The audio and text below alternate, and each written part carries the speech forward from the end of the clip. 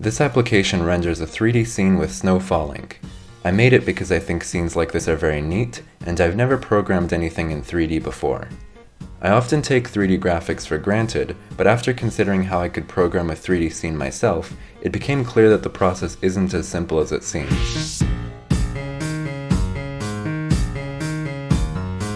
I started by defining a scene made up of many particles, each of which has its own x, y, and z coordinates. The fact that there are 3 axes also indicates that the scene is actually, truly a 3D space, rather than pseudo 3D drawings. When the particles are created, their coordinates are generated randomly to determine where they start from. A velocity is also initialized for each axis, which defines where the particles move to each frame. This is meant to simulate wind, and also has some slight randomness added to make the animation less orderly. All the particles also share the same domain, which is a cube-shaped region they are all constrained to. When they're generated, it's within the cube. When they leave the cube, they reappear at the other end.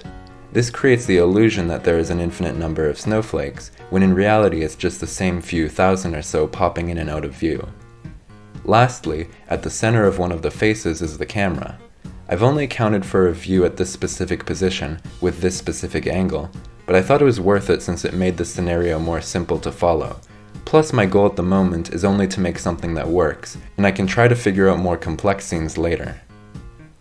In order to make the scene from the camera's view appear 3D, I wanted to implement perspective projection, so objects further away appear smaller than they actually are. You can also see more things further away, so certain parts of the domain will never be visible to the camera, but I figured it was still worth using a cube domain as it would make it easier to implement than others.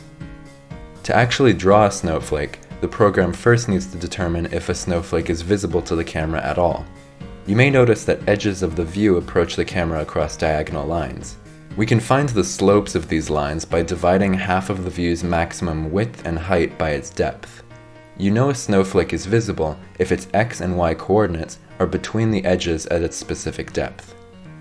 Next is determining where to draw the snowflake. You can see in this example that a point halfway to the center of the view at its specific depth is perceived in the same location as a different point halfway to the center of the view at its depth. Because of this, I presumed I could draw the points to the final image in the same portion of the screen as where they are in the area at its specific depth. We can find the scale of this area by dividing its dimensions by those of the final image. To determine the coordinates to draw the snowflake to, subtract half of the area's width and height from the x and y coordinates respectively. Divide the result by the scale, and add back half of either the height and width. This effectively scales the snowflakes more the closer they are, which is what makes the depth apparent. Lastly, I made the renderings look a bit nicer by drawing a circle where the snowflake would be, the size of which is determined by the depth of the snowflake. I also set the color of the snowflake to be more white the closer it is to the camera. These features accentuate the distance between the camera and the snowflake.